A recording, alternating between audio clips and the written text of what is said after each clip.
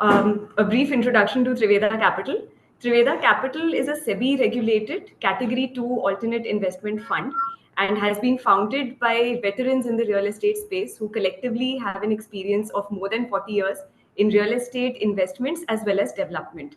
So the fund has been founded by Mr. Ravindra Pai, who's the MD of Century Real Estate Holdings, a 50-year-old development firm based in Bangalore, along with his business partner, Mr. Raj Inamdar, who is the founder and CEO of Surani Capital, an asset management and development firm based in New York. So all of us in Triveda Capital are very big believers in the Indian real estate growth story. And the key, objective of founding this fund has been to introduce a SEBI-regulated and a transparently governed vehicle to enable and encourage investor participation into the real estate space. So through the session, we will deep dive into the Indian real estate growth story. We will go through Triveda Capital's AIF solution, understand the people behind Triveda and their proven market track record, and we'll also go through the structure and investment terms linked to this opportunity. Triveda Capital has released its first investment scheme, which is called Bangalore Opportunities Series 1. And this scheme has currently raised a fund of about 80 crore rupees. We are at the stage of first close and are expected to make a media announcement very soon. There is already a reputed anchor who's on board. And Bangalore Opportunities Series 1, as the name suggests, focuses on the Bangalore market. And we also focus on the plotted development residential assets as our investment strategy. Why do we do that? Because plotted developments are easier in terms of execution. There is lesser complexity, there is lesser risk involved, there is high sales velocity, a faster turnaround time, and all this put together enables a faster and an attractive return to investors. And through BOS1, we are targeting investor returns of 22% post all expenses. This chart here depicts the typical asset allocation of an HNI across different asset classes, including equities, the bond market, liquid assets, as well as real estate. So globally, there is a 23% allocation to residential or commercial, real estate assets. But in India, this is highly undertapped with an allocation of only 10% to real estate investments.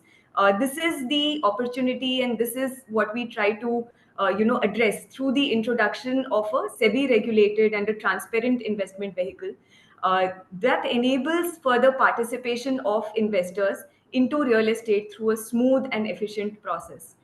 Real estate, as we know, offers risk-adjusted returns because it's a stable investment. It does not depreciate.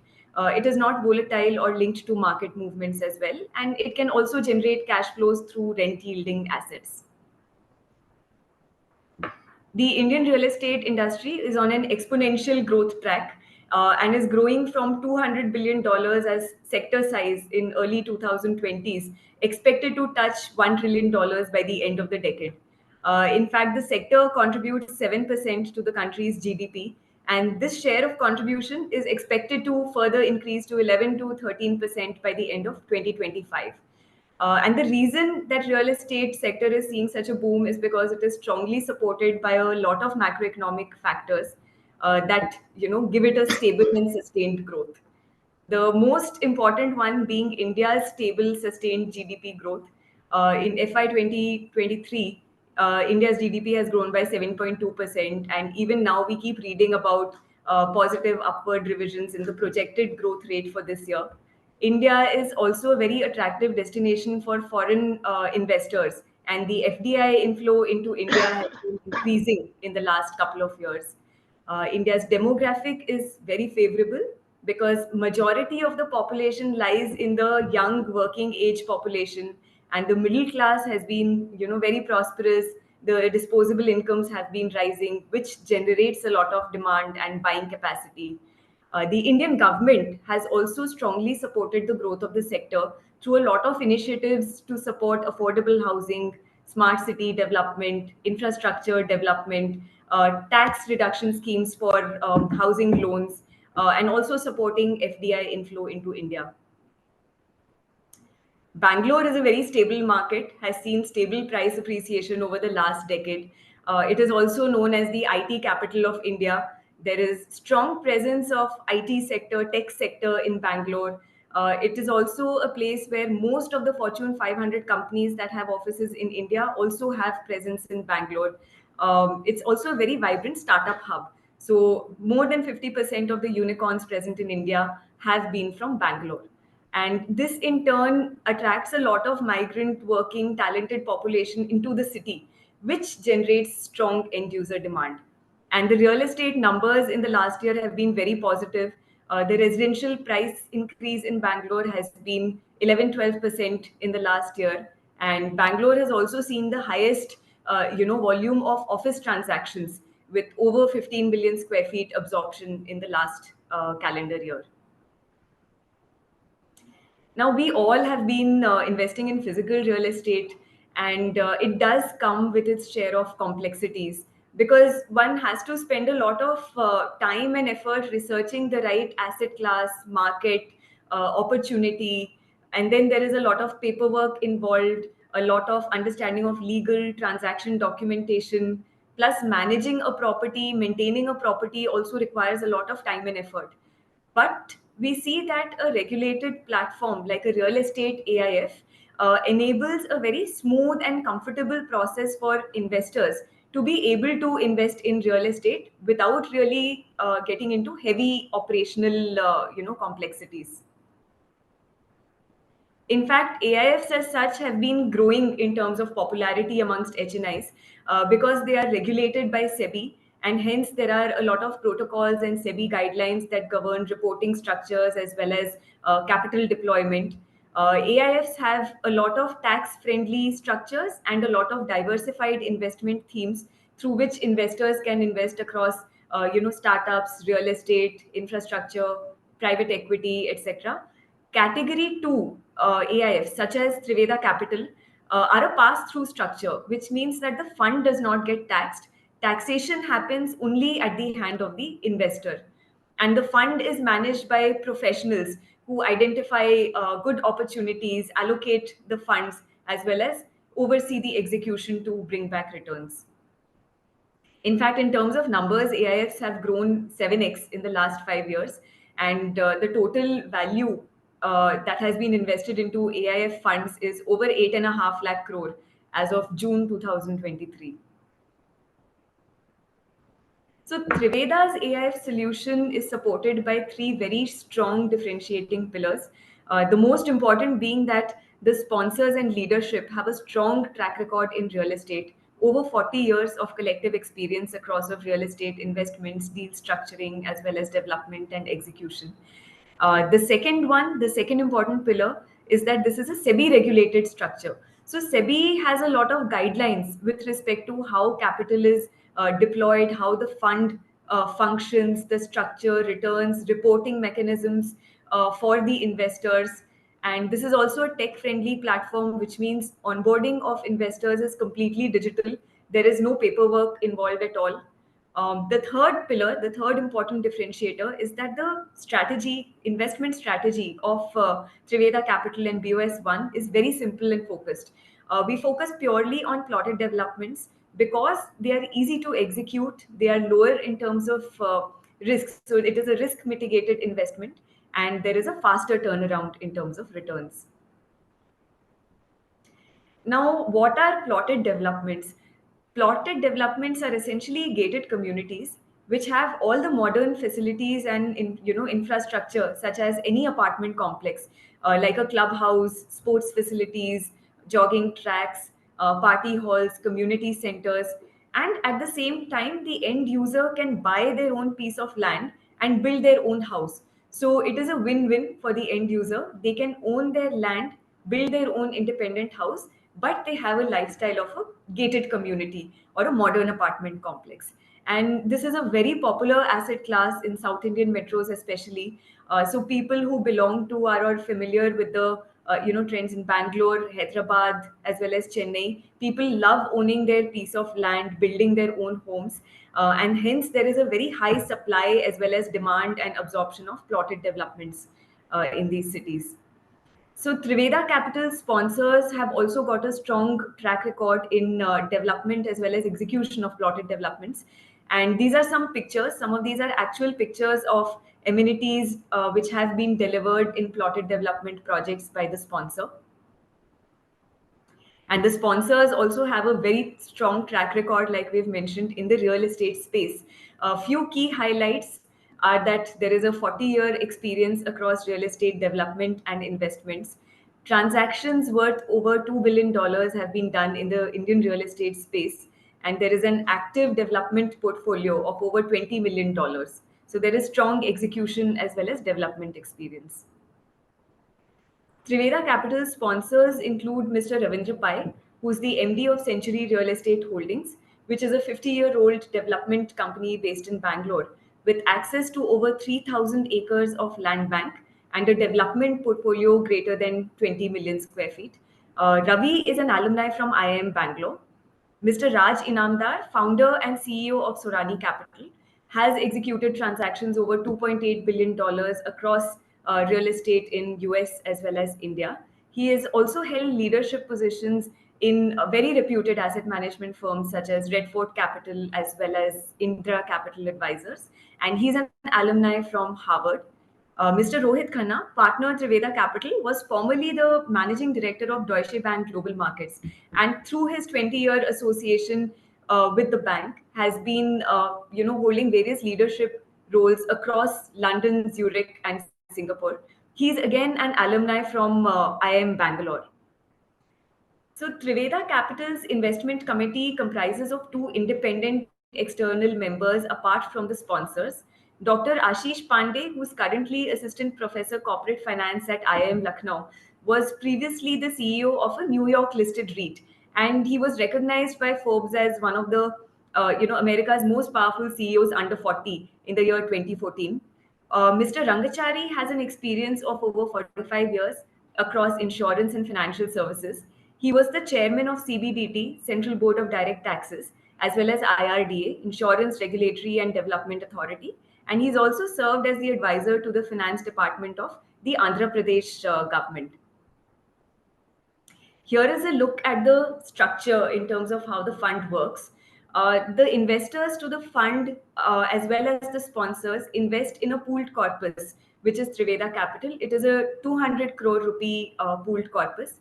And the sponsors are looking at a contribution of 7 to 8%, which is around 15 crores in this corpus. This also shows their confidence and belief because they are coming in to co-invest along with the investors. And this corpus will be deployed across 4 to 6 different plotted development projects. And as and when each project is executed and sold out, the proceeds from the projects would be transferred back to the fund, and this will be distributed back to the investors. Triveda already has a list of reputed partners on board. CAMS is the fund accountant and the RTA, and investor onboarding happens digitally through CAMS platform. IDBI is the trustee. ACA advisors are the tax consultants, and Quilon is the legal consultant of the fund.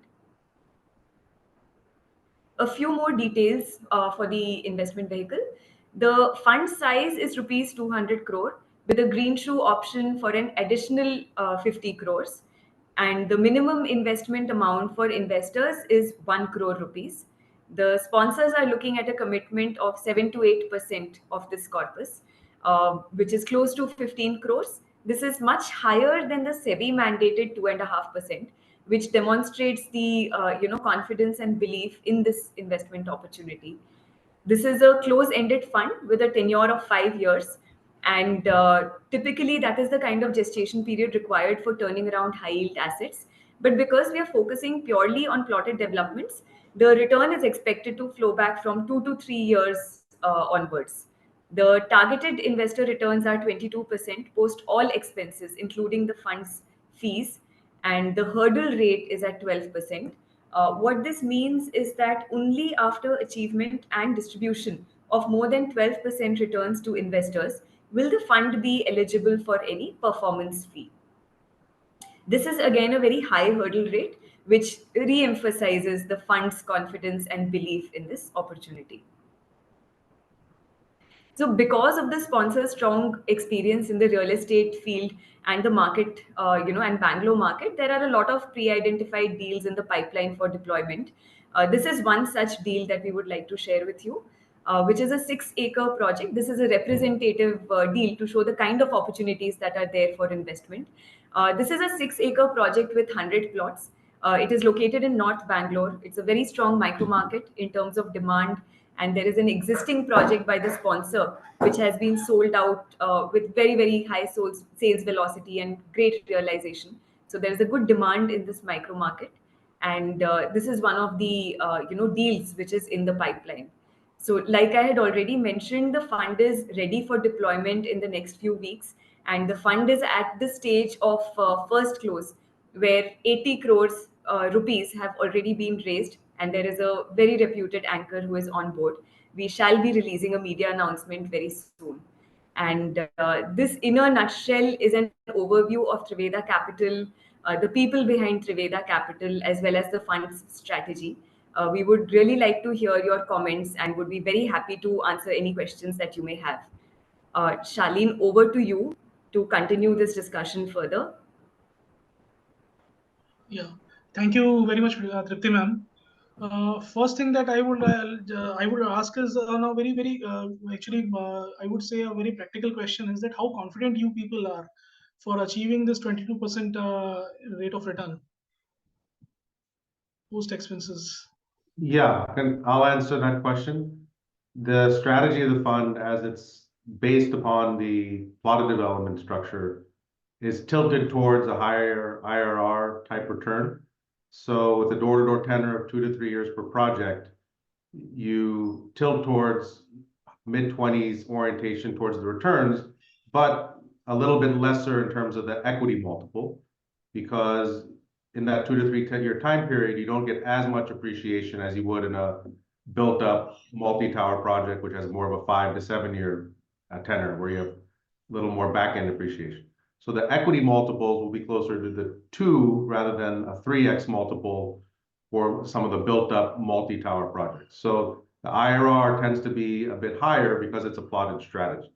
So if this was, let's say, a build-up strategy, you would look at it more of a high teens 3x multiple rather than low 20s and a 2x multiple. So that's kind of the thinking behind the strategy. More liquid, higher IRR, and allow a more expedited return profile. Thank you, sir. And so I chime in there. Yeah. Hi. Sorry, I'm in a very crowded, very noisy space at Mumbai airport, so apologies in advance. Just to add to what Raj was saying in your question of how confident we are with the 22% return, a lot of this is based on experience. And the experience of the promoters is very much in this asset class and in this micro market. And this is based, the 20%, it could have been 23, it could have been 19. We didn't make it up. It's based on what we have seen, the IRR for some of our existing projects. And a lot of what Tripti spoke about was sales velocity. We're not here trying to build a commercial tower over a 5 to 7 year time frame. We think the first micro asset class to get into is land and plotted developments, because that's our fastest route to exit. And like Raj was saying, we don't want to be in this for 7 years. We're trying to build a track record over a 2 to 3 year period, and therefore higher IRRs but lower equity multiples. But it's based on history. So there will be no actually exposure to you are not looking for going for rental yields or this type of exposures. Yeah, not with the initial projects. The fund's mandate is broad. At future, it actually extends to all South Indian metropolitan projects and future opportunities. And that is one of the advantages of having sponsors who have real estate experience. This is the kind of opportunity that they are likely to see that a normal investor would not. That said, the first few projects are all going to be plotted developments in Bangalore. Thank you. Shaleen ji, yeah, just to add a line here, हमने plotted developments की strategy इसलिए choose की हुई है क्योंकि इसमें execution कम होता है कंपेयर टू वर्टिकल कंस्ट्रक्शन, और इसकी वजह से जो टर्न अराउंड टाइम होता है प्रोजेक्ट्स का वो 2 से 3 साल के बीच में होता है. उसमें इतनी कॉम्प्लेक्सिटी नहीं होती है एग्जीक्यूशन में, और जो रिस्क होता है वो भी थोड़ा कम होता है क्योंकि एग्जीक्यूशन हेवी नहीं होते हैं ये प्रोजेक्ट्स। और बैंगलोर में बहुत पॉपुलैरिटी है प्लॉटेड डेवलपमेंट्स की साउथ इंडियन मेट्रोज में, एंड जो स्पॉन्सर्स हैं उनका बहुत स्ट्रॉन्ग एक्सपीरियंस है, एक तो real estate as a sector उसमें, और प्लॉटेड डेवलपमेंट्स के भी काफ़ी प्रोजेक्ट्स, 5-6 प्रोजेक्ट्स एग्जीक्यूट हो चुके हैं, जिसमें इन्वेस्टर्स को ओवर 20% रिटर्न्स भी डिलीवर हुए हैं। और क्योंकि ये किया हुआ है इन द पास्ट, उसी एक्सपीरियंस से ये कॉन्फिडेंस आता है कि plotted development as an asset class हम टर्न अराउंड कर सकते हैं इस फंड के लिए। Okay. And actually, there is one more question coming up from one of our investors only. He is asking that repatriation of the invested funds by the investor. What is actually the working on that? And what are the tax implications to an NRI investor if the investment is actually what they are looking at is the net of taxes return if the investor is from USA, Dubai, or Oman or Kuwait? Okay, that's quite a broad question. The Yeah. taxation is in the hands of the investor. Tripti can elaborate, but the withholding in India is only 10%, regardless of the type of distribution. And in the hands of the investor, it's the taxation in that country. So whatever the US or the different jurisdictions of the Middle East will levy on taxes, that's what the investor will pay. And then we provide any paperwork in any jurisdiction that the investor needs. So let's say, for example, US, the investors need K1 or different types of forms for the IRS. The accounting firm will prepare those on a bespoke basis and then deliver those to the investor so they can file with their own local tax authority. Thank you. And Tripti, any other comments on that? Just elaborating on the withholding as well. Tax, actually ये जो AIF है category 2 pass through structure होता है, so it is a completely pass through structure. The AIF is not going to get taxed at all. The only taxation will be at the hand of the investor. So depending on investor की क्या उनकी residency है, nationality है, उनका क्या tax bracket और tax obligation है, जो इनकम जनरेटेड है, उसके हिसाब से टैक्सेशन जो है वो प्योरली इंडिविजुअल इन्वेस्टर के हैंड्स में होता है। एंड जो फंड है, फंड सिर्फ 10% इंडियन रेजिडेंट इंडियंस के लिए विथहोल्ड करती है।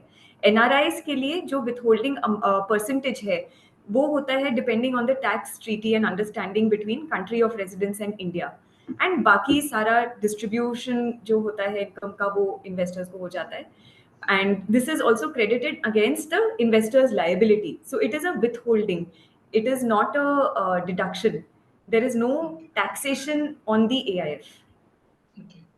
And the next question that is coming up is actually regarding the liquidity of our investments. That is, suppose if there are any actually unsold properties that remain, and then how long would it actually delay our returns? Yeah, I can answer that question. So the advantage of the plotted development structure for this scheme 1 is that from day 1, the assets are liquid. So they can be sold, at par. If there was any particular situation that required selling the land at par, we could do so to liquidate. Or some investors, we've seen bespoke situations where they would like handover of the plot rather than taking a cash proceed. So there's often been in-kind distributions that we've seen, and that's really only feasible in some asset classes, such as plotted development, where you can take an in-kind product because it's raw land which has infrastructure. That's much more difficult to do in the built-up condominium space or apartment space, where if it's 75% built, in-kind handover doesn't really work because you need all the permissions and approvals to occupy the premises. But whereas with the plotted development, you can get liquidated at cash value, land value at par, or take an in-kind distribution. So there should be no delay in the tenor of the fund, which exists for more built-up product. Okay. And also, actually, there is a question coming up regarding the exit load of the product. That don't you think that it is too heavy for the initial years? What in particular, just to understand which particular fee or? The exit load. Oh, meaning the carried interest or? Yeah. I mean, Tripti can comment on this, but we've structured this pretty much in par with other investment funds in this AIF space in terms of the carried interest. Our 12% hurdle rate is quite high. Our fee structure is lower. The commitment period is lower. The tenor is shorter. So overall, a 20% carry is pretty consistent with. Right. No. Yeah. Thank you, sir. Yeah. So apart from this, ma'am, anything from your side you would like to add? Like Raj said, this is basically hurdle rate. It's all about the hurdle rate as well as the carry. Looking at both of them together. So hurdle rate जो है वो बहुत high है. 12% hurdle rate मतलब कि जब तक 12% से ज़्यादा returns, जब तक 12% IRR से ज़्यादा deliver और distribute नहीं हो जाता है investors को, उसके carry तब तक applicable ही नहीं होता है. Okay. तो मतलब the fund is also demonstrating its confidence and saying कि the fund is eligible for the carry or the performance fee only if the hurdle is achieved. Okay. So it is a win-win. अगर returns उससे ज़्यादा for the investor as well as for the fund. So in that sense, the structure is very, very competitive, and the hurdle is something that we get feedback on a lot. A lot of people appreciate the fact that the hurdle is so high, and they have not come across it very often in the market. Right. Thank you, ma'am. Thank you very much. And I really would like to thank you to the Triveda Capital team for actually highlighting this type of actually investment option that is available in the markets. And of course, I believe that the XIRR that the actually Triveda Capital is promising is one of the best. So we hereby thank you very much and would actually come up with you with the more and more queries as and when they arise. Well, And thank you for taking the time. Thank you, Raj sir. Thank you, Rohit sir. Thank you very much. Thank you all your investors for joining as well. Thank you. Thank you. All the best.